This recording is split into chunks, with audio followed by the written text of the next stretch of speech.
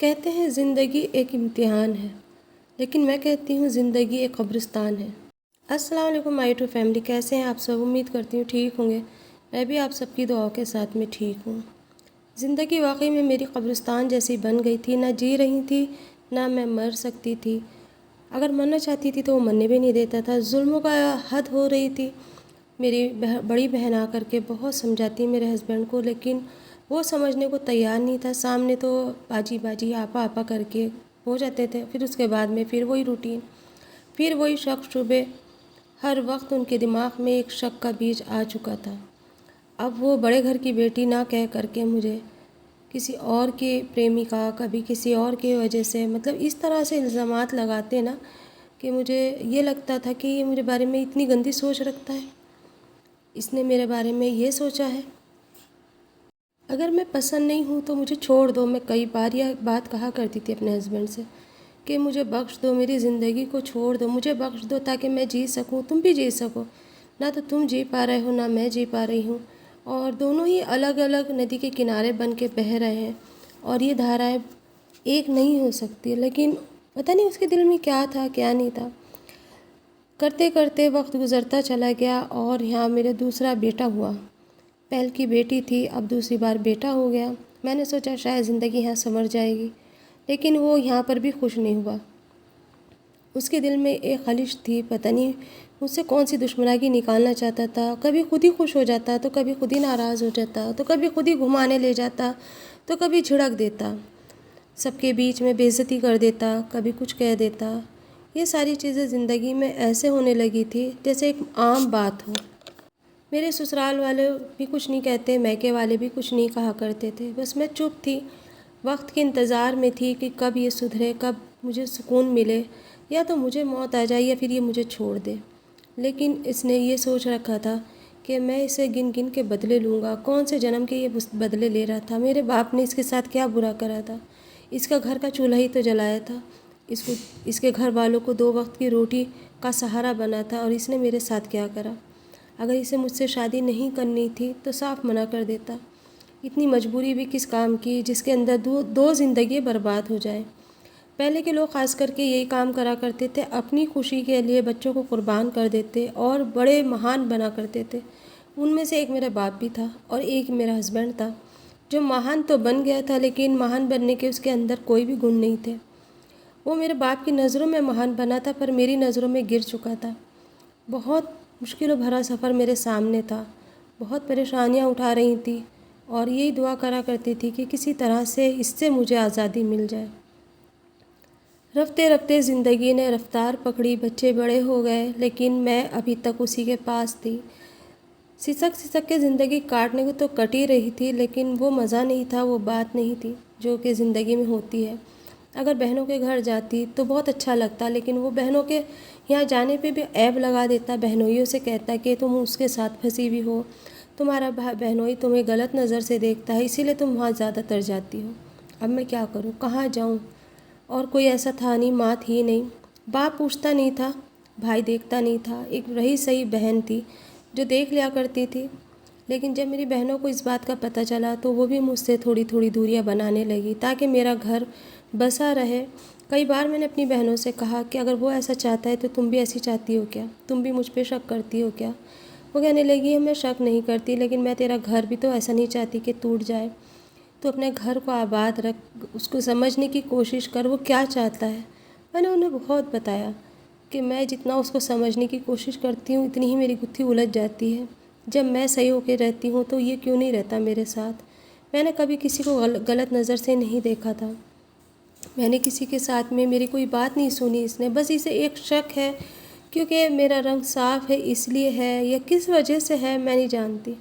लेकिन ज़िंदगी बद से बदतर कर दी बाबा ने मेरी तो। लेकिन मुझे हमेशा इस बात का एहसास हुआ करता था कि आखिर मेरे बाप को मैं बोझ लगती थी क्या? क्यों उसने मेरे साथ ये सब करा? आके कभी मेरी खैर खबर नहीं लेते, कभी पूछते नहीं कि हमने तुझे जिस दोज़ख में डाला था, क्या तू अब ज़िंदा है या मर चुकी? मेरे दिल के अंदर ये बात थी, क्योंकि मेरा बाप जो था वो गांव चला गया था, इसलिए मुलाकात नहीं हो पाती थी। बहनों के ज़रिए ही पता चल जाता था कि वो कैसे हैं कैसे नहीं। ज़ईफ़ी का आलम आते जा रहा था, उनका भी हालात ख़राब थे, तो खाने की भी परेशानी थी, कभी कोई दे देता था, कभी कोई कर देता था। कहते हैं जब वक्त पलटी मारता है ना तो अच्छों अच्छों की अकड़ निकल जाती है। कुछ इस तरह से ही हमारे घर का भी हालात हो गए थे, लेकिन उसमें कहीं ना कहीं मैं पिस के रह गई। मुझे नहीं पता था कि ज़िंदगी ने जो खेल मेरे बाप के साथ खेला तो वो मुझे कहाँ से कहाँ पहुँचा देगी। बच्चों के साथ में मैं रह तो रही थी, लेकिन मैंने अभी एक फ़ैसला ले लिया था कि अब बस बहुत हो चुका, अब मैं बर्दाश्त नहीं करूँगी, अब मैं अलग हो जाऊँगी। मैंने अपने बेटे को सहारा बनाया और उसे सारी बातें बताई। बेटी तो सब चीज़ें जानती ही थी।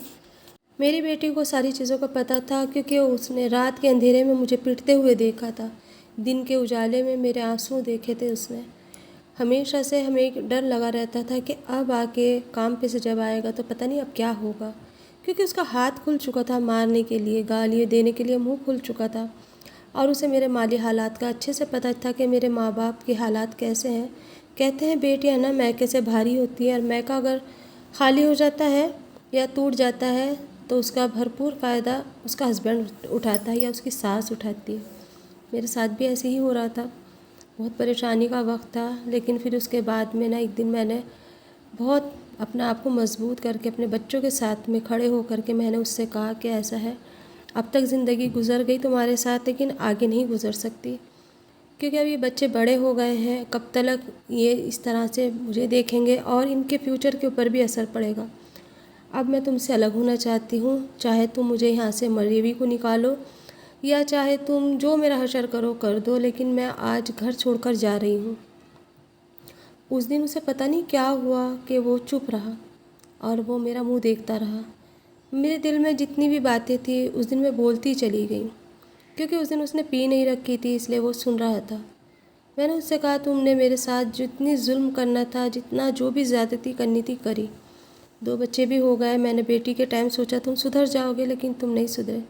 फिर मैंने सोचा तुम बेटा हो जाएगा तो संभल जाओगे, जब भी नहीं तुम संभले। अभी इतने बड़े हो चुके हैं ये कि अब हमें अपने अपने रास्ते अलग कर देने चाहिए। मेरी बेटी 12 साल की थी और मेरा बेटा 10 साल का था। मैंने ये फ़ैसला ले लिया था और उस दिन मैं अपने बच्चों का हाथ पकड़ के उसके घर से निकल गई। उसने एक बार भी ना तो मुझे रोका ना मेरे बच्चों को रुकाया। और उसके बाद मैंने अपनी एक नई दुनिया अलग बनाई। कुछ दिनों के लिए मैं अपनी बहन के यहाँ चली गई। उसने सोचा वक्तियन गुस्सा है, वहाँ से आ जाएगी वापस। 15 दिन मेरी बहन के यहाँ मैंने गुजारे, लेकिन किसी के भी घर अगर हंसी खुशी जाओ तो ठीक रहता है, लेकिन अगर कोई परेशानी में इंसान जाता है तो वो बोझ बन जाता है। मेरे बहनों ने मेरी बहन से कहा कि ये तो घर छोड़ के आ गई है, अब ये हमारे घर पे बोझ बन के पड़ गई है, साथ में 2 बच्चे भी हैं, इसका हस्बैंड तो लेके नहीं जाएगा, इससे खुद कहो ये खुद चली जाए।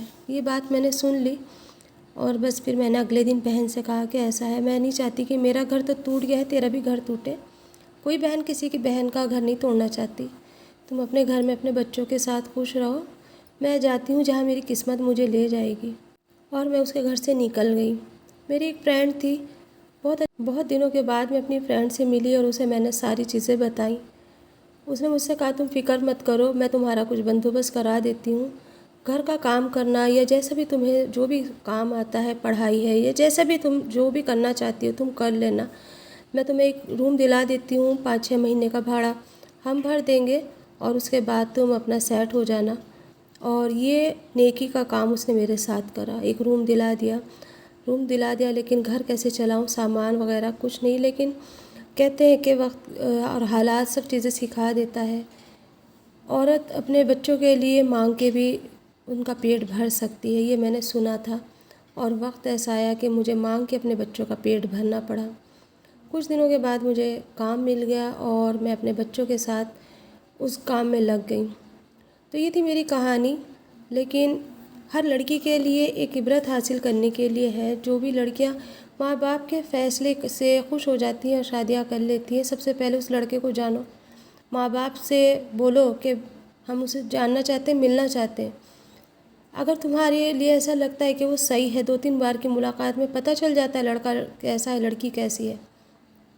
आजकल तो ये आम हो चुका है, लेकिन उसमें ना आगे की ज़िंदगी संवर जाती है। बहुत परेशानियाँ उठाई, बहुत दिक्कतें उठाई। आज मैं माशाल्लाह बहुत अच्छे मुकाम पे हूँ। मैं इस पे बताना नहीं चाहती, लेकिन हाँ ये है कि मैं बहुत अच्छे से हूँ। अपना घर हो गया है, लेकिन सब करना पड़ा बड़ी मेहनत से, जद्दोजहद से, और अपनी ज़िंदगी को मैंने अपने बच्चों पे कुर्बान कर दिया। दूसरी शादी करना तो दूर की बात, सोच भी नहीं सकती मैं कि मर्द ज़ात ऐसी होती है। सिर्फ़ एक जलाना बाकी रह गया था, एक आग लगा के क्या जैसे जला देते हैं ना ज़िंदा को, बस वही रह गया था, वरना रोज़ रात जलना, रोज़ मरना। बदन पे इतने निशान हैं कि अगर गिनना चाहे तो गिन भी नहीं सकता कोई। ज़िंदगी ने मुझे बहुत बड़ा सबक दिया है। जब भी अपनी बेटी के लिए मैं फ़ैसला करूँगी तो बहुत सोच समझ के करूँगी, क्योंकि मुझे ना अपनी बेटी को एक जीवन साथी देना चाहे, कोई जुल्म करने वाला शिकार नहीं, ऐसा शिकारी नहीं देना जो रोज़ उसका शिकार करे और रोज़ उसकी ज़िंदगी को हराम करे। माँ बाप तो अपना फ़र्ज़ पूरा करके हट जाते हैं, लेकिन उस बच्चे के दिल से पूछे जिसके ज़िंदगी उन्होंने दाँव पे लगा दी है। महान बन गए और उन्होंने अपने फ़र्ज़ अदा कर दिए, लेकिन पीछे उन्होंने मेरे लिए क्या छोड़ा। कोई भी लड़की हो, उसके बारे में माँ बाप को है ना बहुत कुछ सोचना चाहिए। बेटे के लिए तो हर कोई सोचता है, कम से कम हमारे लिए भी तो सोचो। हम बेटियाँ भी तो वहीं से आती हैं जहाँ से बेटे भी आते हैं। फ़र्क इतना होता है कि वो 4 दिन आपको कमा के खिला देते हैं, हम आपकी खिदमत करते करते चले जाते हैं। लेकिन हमारी गिनती आज भी उन्हीं लड़कियों में आती है, बोझ। लड़कियां एक बोझ है। तो इस लफ्ज़ को मिटाना है, ज़िंदगी में आगे बढ़ना है और अपना मुकाम खुद हासिल करना है।